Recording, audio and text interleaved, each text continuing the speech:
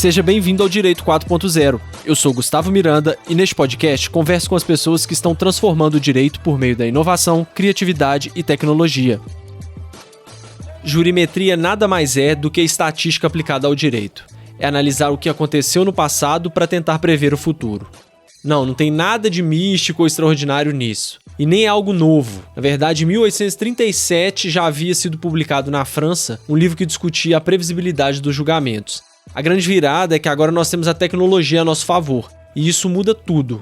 Grandes oportunidades surgirão para aqueles que souberem utilizar essa ferramenta, independente do tamanho do escritório ou departamento jurídico. Para entender melhor o que é a jurimetria e como ela funciona na prática, eu convidei o Caio Santos para este episódio. Ele é CEO da Data Lawyer, que é um hub de tecnologia jurídica com produtos voltados para gestão e análise de dados.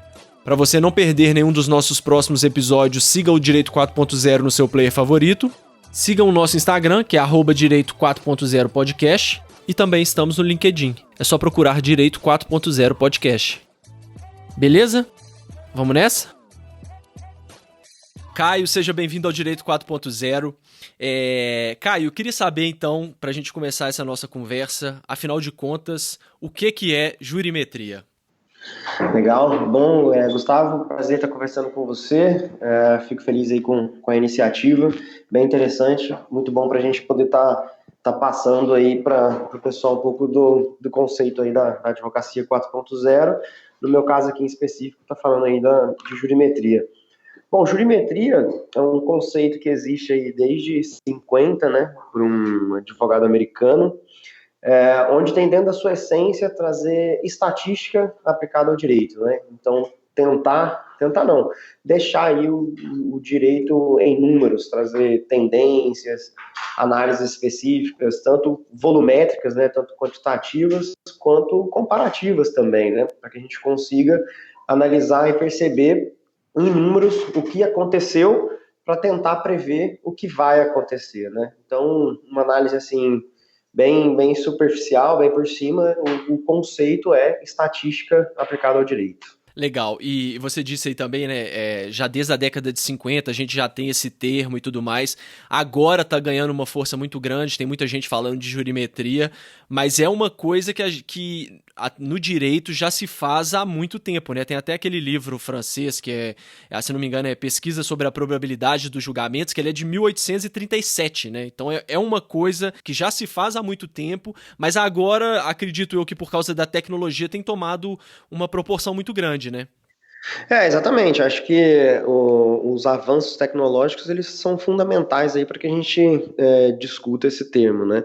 Acho que o volume de informações, o volume, no caso, falando na parte jurídica, o volume processual, né? E o fato de hoje esses processos estarem tramitando nos meios eletrônicos possibilita que a tecnologia consuma isso daí e que a gente fale com um pouco mais de prática, né? Onde as startups e empresas elas possam atuar nessa aquisição dessas informações e gerar ali as suas análises, suas estatísticas. Então a gente é um conceito antigo, a gente já teve algumas análises, só que numa proporção bem menor, né? Análises em cima de um cenário bem menor, e agora a gente está falando aí de Big Data, né? A gente está falando de um volume muito grande de informações, com certeza por conta dos avanços tecnológicos. E aí, se eu pudesse citar dois aí, eu citaria a capacidade computacional, né? Então, a capacidade computacional que a gente tem hoje de processamento de Big Data, de um alto volume de informações, é fundamental para esses projetos em volumes muito grandes, né? E também a questão do processo eletrônico, né? Então, esses dois pontos, eles são fundamentais para que a gente fale em jurimetria a nível de Big Data, analisar milhões e milhões de processos, analisar também documentos, que muitas das informações, elas só são possíveis extraindo a análise a nível de documentos, então analisando as sentenças iniciais. Então, esses dois pontos, o processo eletrônico e a capacidade computacional, eles favorecem muito aí esse debate em termos de jurimetria a nível de Big Data. Então, antigamente a gente discutia assim, só que num nível e numa escala bem menor do que a gente discute hoje, né? Uhum. E hoje, a gente tá em que estágio na jurimetria? O que a gente consegue fazer hoje com a jurimetria? Porque, assim, a gente pode até falar depois sobre os desafios que isso demanda, porque por mais que seja processo eletrônico, você tem vários dados, né, que eles não estão organizados, enfim, é um trabalho muito grande para conseguir extrair esses dados, né? Então, o que a gente consegue hoje em dia fazer com a jurimetria? Sim, eu acho que a questão do processo eletrônico, ele abre as portas, né? Ele deixa ali. Isso não significa que é fácil, né? Isso significa que hoje a gente tem a possibilidade de fazer a aquisição desses dados, mas na verdade, com certeza isso não é fácil. Então, o primeiro passo é fazer a aquisição dessas informações, né? Fazer a aquisição desses processos aí que tramitam no meio eletrônico. E isso que eu estou falando não é uma regra, tá? Isso, a jurimetria, ela pode acontecer dentro de uma massa bem menor de processos, onde a gente utiliza ali o Excel e começa a traçar alguma tendência. Estou falando aqui mais de um volume muito grande para que a gente consiga analisar um cenário macro, né? Um cenário aí de milhões e milhões de processos. Então, o primeiro passo é fazer a aquisição dessas informações. E aí a gente já tem alguns desafios, né, que é lidar ali com os sites dos tribunais e com os vários sistemas eletrônicos que a gente tem hoje, né, eCint, eProc, PJE, ProJude, então isso aí é um desafio. E depois é padronizar essas informações, né? Como você bem colocou, essas informações elas não vêm padronizadas e no modelo certinho.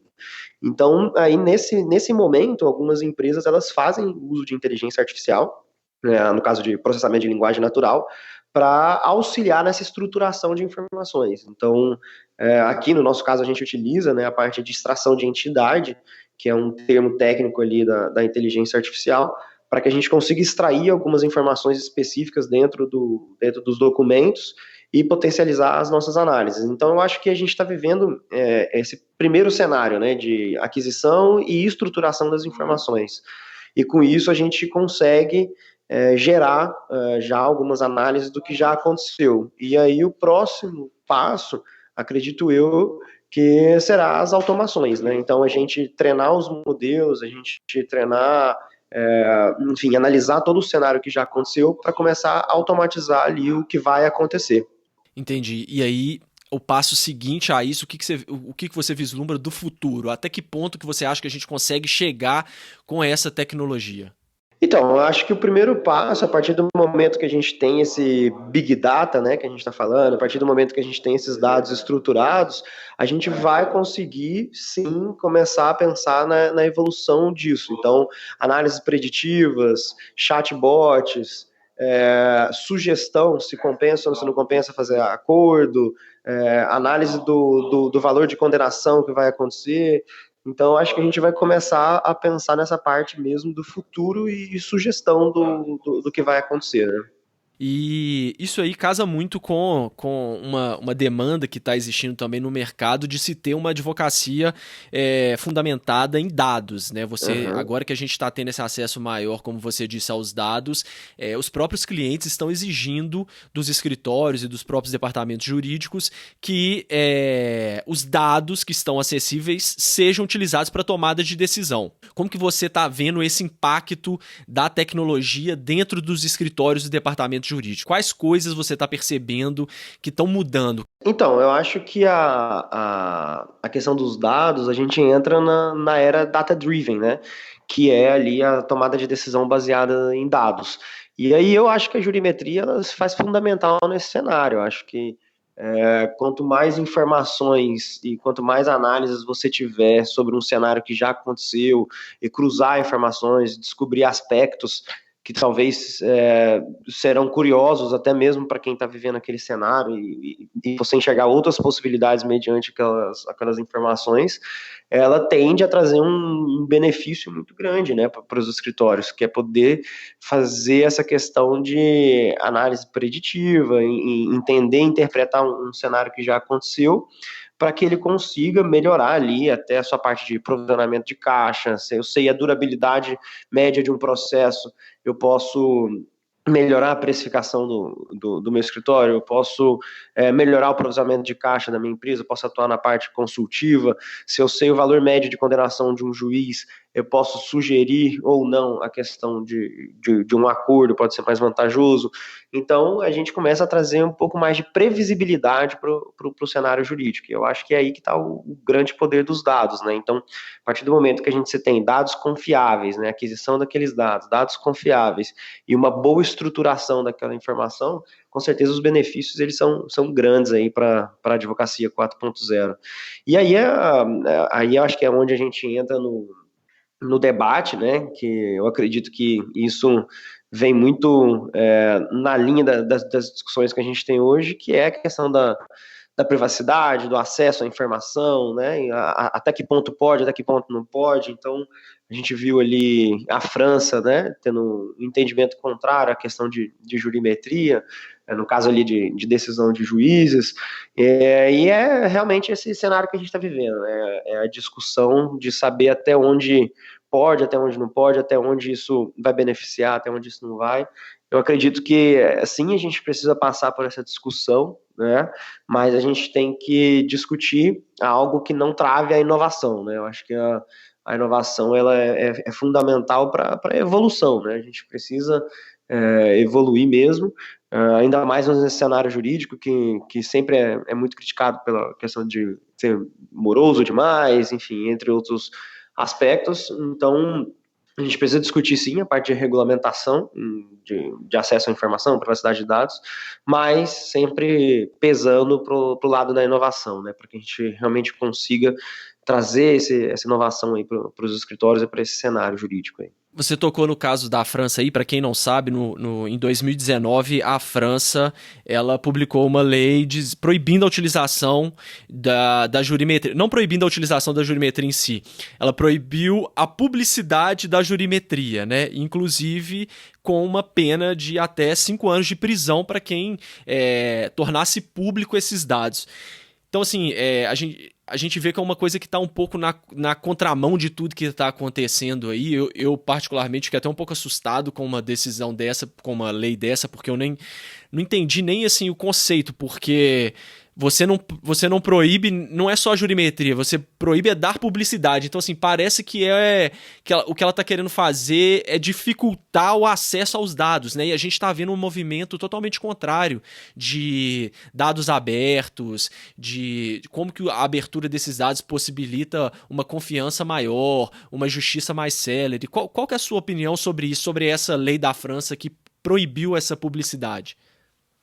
Acho que na questão deles ali foi algo bem específico na questão de perfilar juízes, né? A questão de você traçar o perfil decisório de um juiz.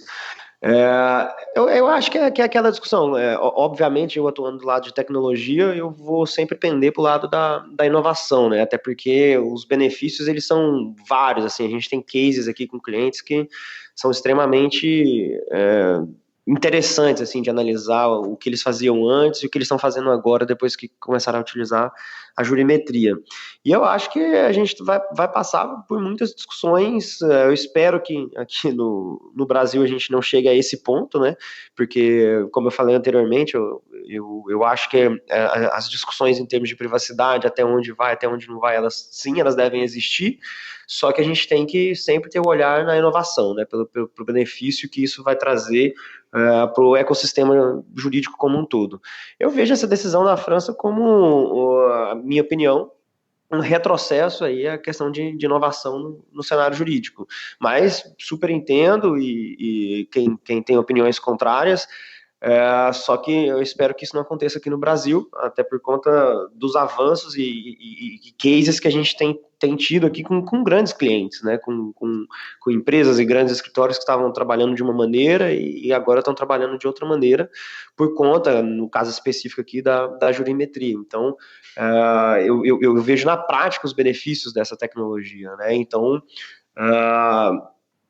eu não sei se o termo seria concordar ou não concordar. Eu só espero que aqui a gente vá para o caminho mais da inovação, que a gente vá para o caminho de dados abertos, que a gente vai para essa análise mesmo estatística, inteligência artificial, que a gente evolua quanto a tudo isso, né? Porque o argumento deles me pareceu muito estranho, que é assim, a partir do momento em que eu dou os dados para as pessoas e elas publicam isso, eu poderia distorcer o funcionamento da própria justiça, porque aí eu saberia como que o juiz X, Y ou Z atua e eu poderia usar estratégias para conseguir um resultado que eu quero, né? Mas isso é estranho, né? Isso é o que já se faz no dia a dia, só não se faz com essa proporção que a gente tem hoje, né? Eu fiquei achei meio esquisito isso. Parece que eles estão querendo coibir as pessoas de transformar os dados em informação, né?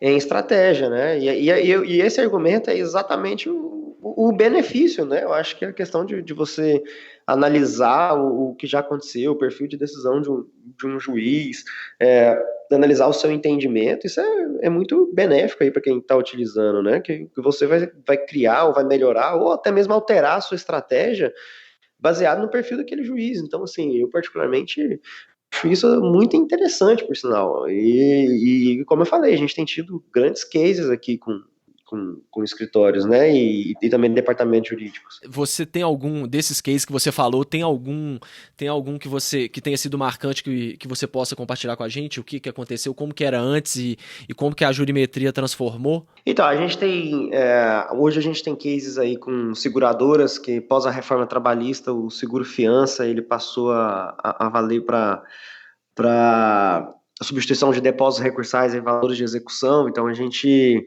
tem cases com extração desses depósitos, né, quanto que a empresa tem depositado ali, o quanto que ela pode, enfim, melhorar a partir da utilização do seguro fiança. A gente tem cases na melhoria de provisionamento de caixa, a gente tem um com uma grande empresa, infelizmente eu não posso citar nomes, né, porque eu não havia conversado com eles antes, mas a gente tem cases na melhoria do provisionamento, uma empresa que achou um perfil lá analisando os dados lá na questão de acordo e analisando todas as outras análises que a gente consegue, eles conseguiram diminuir o provisionamento em aproximadamente 1 milhão. A gente tem cases também de empresas que acham a causa raiz dos problemas, né? Então, um exemplo, uma empresa queria pesquisar dentro de um assunto, aqui eu vou citar uma questão genérica, lá foi insalubridade, mas aqui só para contextualizar, pesquisar o assunto hora extra, mas a utilização de WhatsApp dentro daquele assunto, né? Então, colaboradores utilizando o WhatsApp fora do horário de trabalho e aí entram com a ação pedindo hora extra. Então, profundidade que a gente analisou todo o cenário, isso é um case real nosso, a gente pode até falar, foi publicado no Extra, e aí a gente analisou todo o cenário, né? Volume de processos com esse tipo de situação, desfecho desses processos.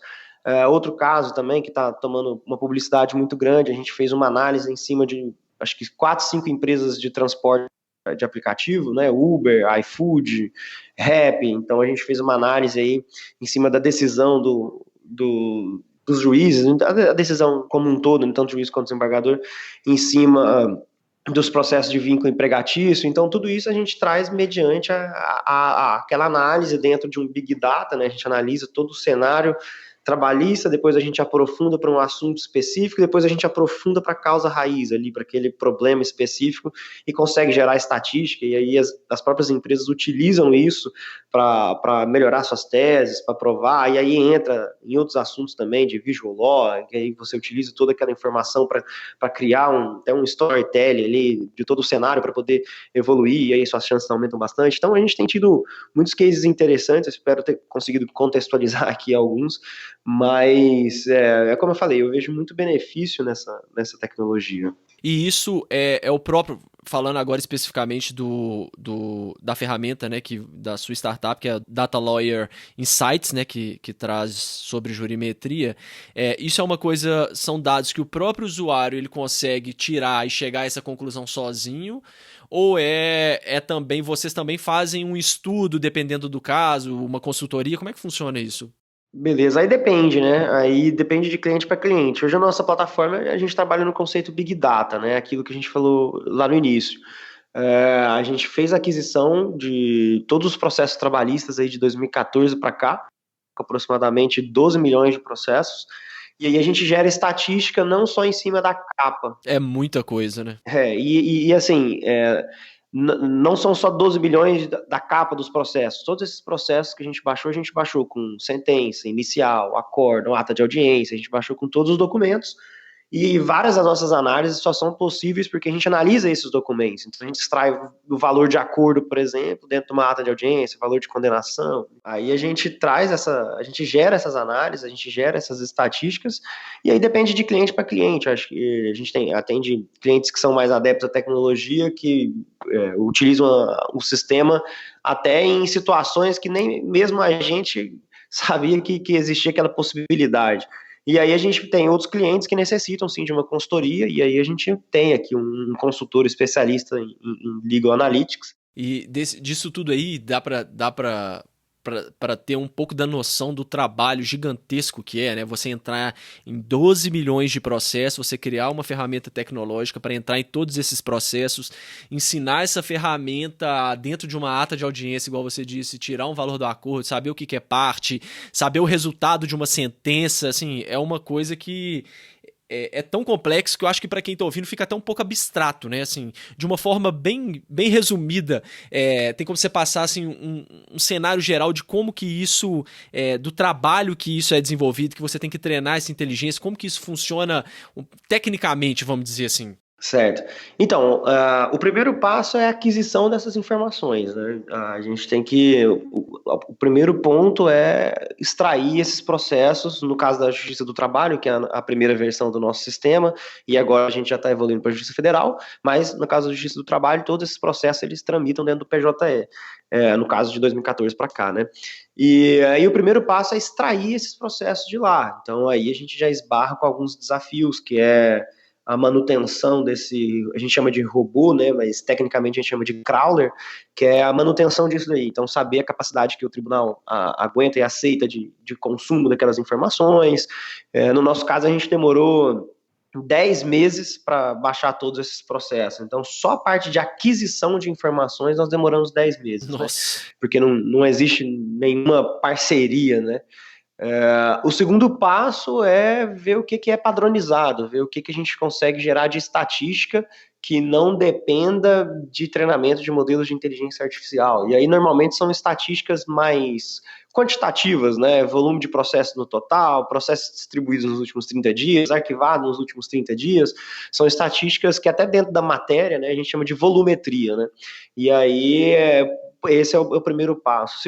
O outro passo, terceiro passo, é treinar os modelos de inteligência artificial para estatísticas que vão fazer sentido para o usuário final, né? Então, como esse caso que você citou, extração de valores, né? Então, o valor de um acordo, por exemplo, que sai numa ata de audiência, a gente precisa treinar ali aquele algoritmo. Aí o primeiro passo é a estruturação e criação desse algoritmo, e depois treinar esse modelo, né? E aí, quando a gente fala desse treinamento, a gente fala do treinamento supervisionado, né? Tem um especialista ali, no nosso caso a gente tem um advogado, e ele pega ata por ata, sentença por sentença, documento por documento, e sai anotando o que é o que ali, então o que é fundamento, o que é o valor de acordo, anotando dentro de um sisteminha, mas para fazer um comparativo é como se ele pegasse um marca-texto e fosse um documento por documento. E é isso, ele está treinando o modelo. E aí a gente depois testa a acurácia daquele modelo, né? Testa em um dataset e aí a gente vê como aquele modelo está assertivo. No nosso caso, a gente tem uma assertividade de 95%. E no nosso caso aqui, a nossa mão de obra também foi totalmente especializada, são mestrandos e doutorandos de inteligência artificial para conseguir evoluir nas partes que a gente utiliza inteligência artificial aqui dentro da plataforma.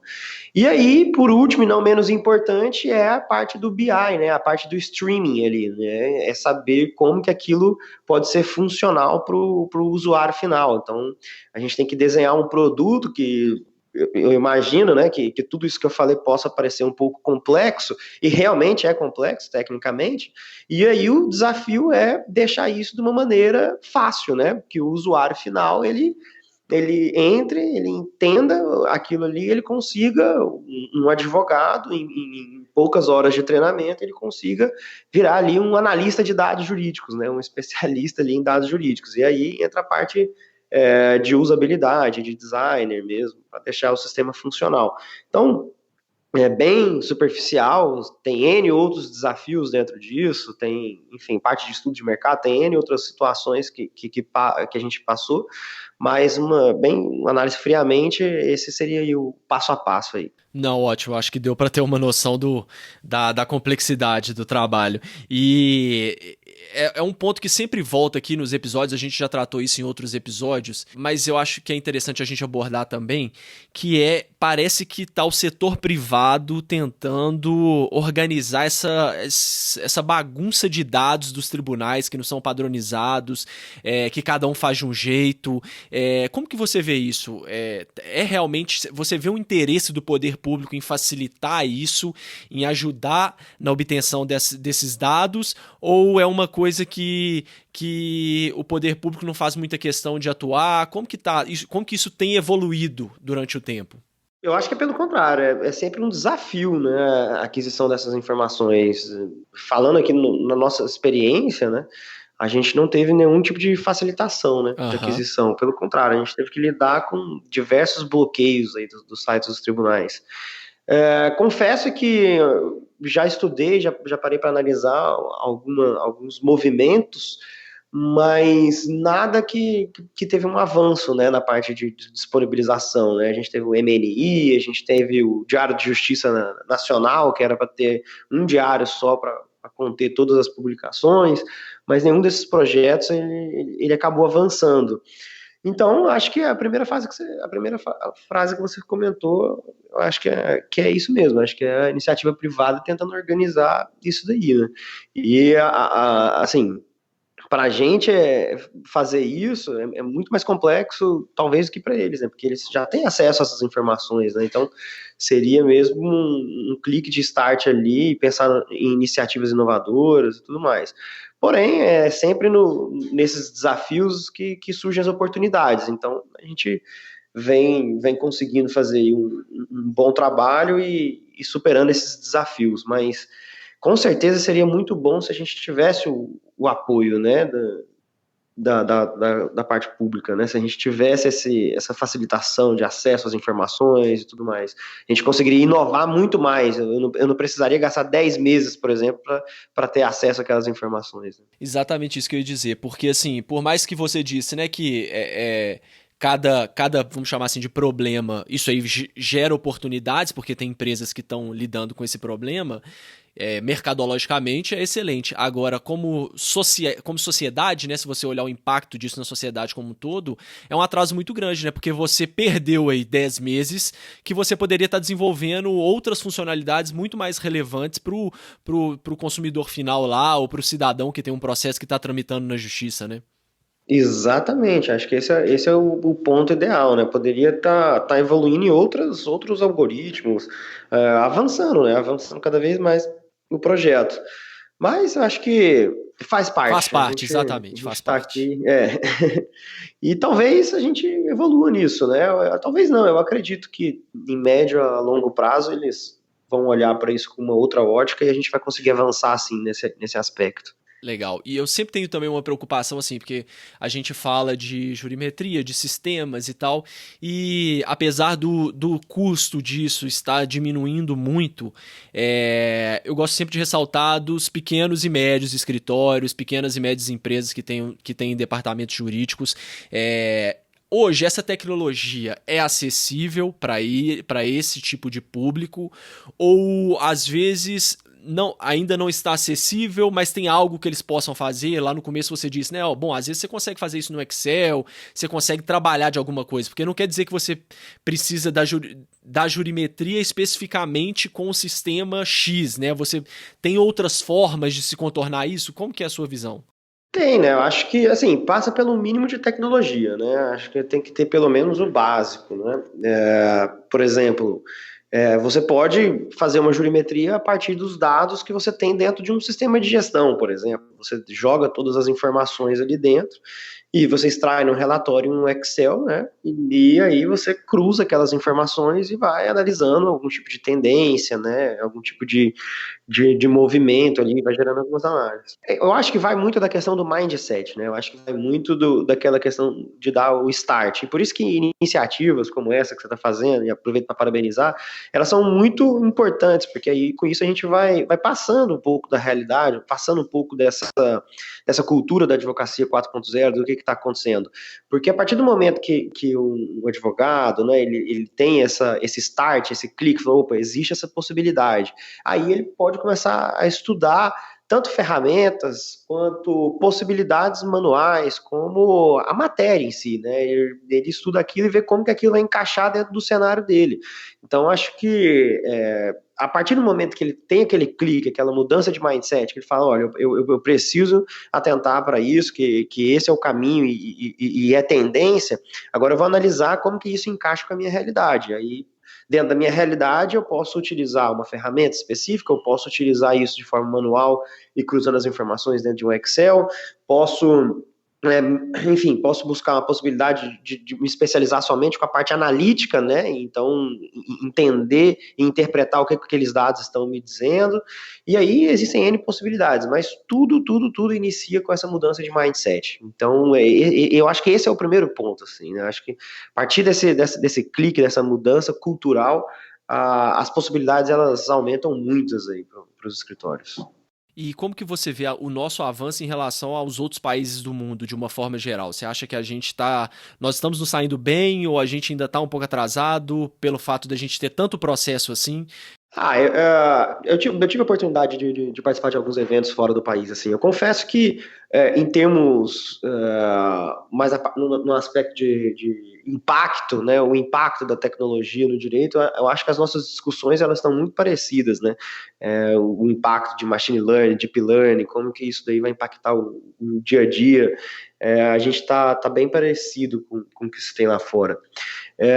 Eu vejo que os Estados Unidos ele está um pouco mais avançado, né? Tem a Lex Machina ali, mas também tem as suas dificuldades de aquisição de informações, alguns sistemas são pagos para ter a aquisição de dados. Enfim, eu vejo um cenário assim, nas discussões, né, o impacto de tudo isso, eles estão bem parecidos.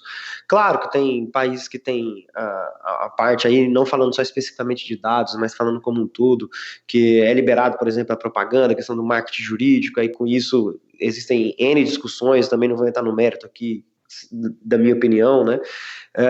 E aí, querendo ou não, tem um avanço de startups, de empresas que se especializam naquilo. Tem outros países que, no caso da França, ali já falando de jurimetria, que já está um passo atrás, né? Que ainda está naquela discussão mais ética, eu acho, né? E moral, do impacto de tudo isso. Então, eu vejo que a gente está. Acho que a gente viveu uma overhype, né, que eles chamam, né, da tecnologia, que é quando todo mundo fica naquela euforia e está extremamente esperançoso e até um pouco iludido com o que a gente fala de tecnologia, e depois a gente desce para aquela curva que cai um pouco naquela depressão, porque nem sempre é tudo do jeito que a gente imagina, é tudo do jeito que a gente quer, né? Então a gente cai para aquela curva de depressão e depois a gente começa a subir de novo para a realidade. E aí a gente começa a adotar aquela tecnologia que encaixa com a minha realidade, que encaixa com o meu potencial, e aí as coisas tendem a fluir mais. E eu acho que a gente já está fazendo essa curva aí para a realidade, então a gente já está vendo alguns escritórios que já têm conhecimento de inteligência artificial, já sabe que a inteligência artificial não vai ser a solução para tudo, e às vezes ele nem precisa de uma inteligência artificial, às vezes ele precisa de um outro sistema, uma outra questão ali. Então, essa curva, eu acho que é esse o cenário que a gente está vivendo e que também é bem parecido com o que eles estão vivendo lá fora. Uns já estão mais acelerados, casos do Reino Unido também, que são dos Estados Unidos também, eles já estão nessa parte de adoção e realidade, mas em termos gerais, todos ainda estão discutindo o impacto disso, né? De como que isso vai impactar lá na frente, daqui 5 anos, 10 anos. Acho que essa é a grande discussão aí. Isso mesmo. E você falou aí da desilusão, né, que acontece, que é um movimento comum quando vem uma nova tecnologia, né? E muito se fala de inteligência artificial hoje em dia e todo mundo quer ter inteligência artificial no escritório porque é legal e porque todo mundo tá falando, né? E não é bem assim. Às vezes é muito mais interessante, o custo disso pode ser inviável e às vezes é muito mais interessante, igual você disse, eu pegar, bom, o que você já tem? Você já tem um sistema de gestão? Então extrai os dados do seu sistema e analisa o que você tem, porque só isso já vai fazer uma diferença tão grande, e aí você vai passo a passo adquirindo a tecnologia para atender os seus problemas maiores, os seus anseios com um custo baixo. Não adianta você querer pegar a melhor tecnologia, né, pegar um canhão para matar uma formiga, né? Vamos passo a passo e sair um pouco dessa hype toda, né? Exatamente, até porque se acontece o contrário é onde entra na desilusão, porque aí envolve investimento maior, a adoção às vezes não reflete a realidade, não consegue obter um resultado expressivo com aquilo, cai naquela desilusão, não acredita mais que aquilo vai fazer sentido, vira até uma opinião contrária, e aí entra nesse ciclo. Então, é realmente isso, acho que é entender mesmo o cenário, né? Entender o que eu preciso. Às vezes precisa só de um acompanhamento processual, um escritório que está iniciando, advogado autônomo, só acompanhamento processual, estrutura ali no Excel, conforme eu for avançando, aí eu tenho uma outra tecnologia. Ou não, eu acho que isso vai variar, né, de escritório para escritório, de advogado para advogado. Mas acho que é isso, acho que é realmente entender o momento, acho que essa a palavra, é mudança de mindset, entender que realmente tá mudando, na verdade já mudou, que existem possibilidades, que existem várias possibilidades. A partir desse momento, é entender o que encaixa comigo, sem me iludir, saber o que é possível e o que não é possível, para mim é realidade. E aí, a partir desse momento, começar a fazer aquela implantação, um passo de cada vez, a utilização da maneira correta, alinhar a expectativa com a realidade, e aí as coisas vão fluindo e os benefícios vão surgindo. Excelente, Caio. Pra gente já ir então finalizando, para quem ficou interessado sobre jurimetria, sobre tudo isso que a gente conversou, tem algum material, site, enfim, livro que você recomendaria? Eu já vou fazer aqui a recomendação do Data Lawyer. Quem tiver interesse, eles têm a ferramenta tanto de gestão quanto de jurimetria, e eu já usei a ferramenta, realmente é sensacional, é uma das melhores do mercado, sem dúvida. Fiquei impressionado até, comentei com o Caio quando eu usei, com a rapidez que é o sistema, você consegue fazer as análises e obter os dados assim numa velocidade incrível. Então, o que você deixa aí para as pessoas que se interessaram sobre o tema? Bom, legal. Eu sugiro acompanhar o nosso site. A gente vai mudar agora o layout dele, e aí a gente vai trazer muito conteúdo sobre jurimetria, data science, análise de dados, tudo voltado para o meio jurídico. Vamos disponibilizar e-books, webinars também. Meu LinkedIn também, eu escrevo sempre algumas matérias utilizando os dados da nossa própria plataforma, né, gerando estatística ali. A gente escreveu uma recentemente sobre a questão dos transportes de aplicativo ali. E basicamente é isso, existem muitos materiais também disponíveis na internet. Hoje já existem cursos, né, de análise de dados, até a gente se conheceu, né, no curso fazendo analista de dados jurídicos, cursos também de data science. Acho que tem muito material disponível sim aí na internet. E deixa aí meu LinkedIn aberto, nosso site também, para qualquer feedback, qualquer dúvida aí que eu puder ajudar. Vai ser muito gratificante aqui para mim também. Legal, aproveitando que você falou isso do curso de analista de dados, para quem gostou também desse episódio, tem um episódio da Chayala que eu recomendo também, que ela trabalha dentro da Softplan e ela é advogada, e o papel dela é justamente esse, é ajudar a equipe técnica a ensinar a inteligência artificial para desempenhar tarefas. Então é muito legal esses campos novos também que estão, essas carreiras novas que estão aparecendo aí no direito. Mas, Caio, então, mais uma vez eu queria te agradecer pela sua participação no Direito 4.0. Eu que agradeço aí, muito obrigado pelo convite, fico à disposição aí para dúvidas, estou aqui, muito obrigado mesmo aí, parabéns pelo projeto, a gente realmente necessita de iniciativas assim, e é isso, muito obrigado aí. Valeu, Caio, muito obrigado e até o próximo episódio, pessoal. Pessoal, só antes de vocês irem embora, eu queria pedir uma coisa: se vocês puderem entrar no seu player de podcast e qualificar o Direito 4.0, isso é muito importante para que a gente consiga atingir cada vez mais pessoas, beleza? Valeu e agora sim, até o próximo episódio, pessoal.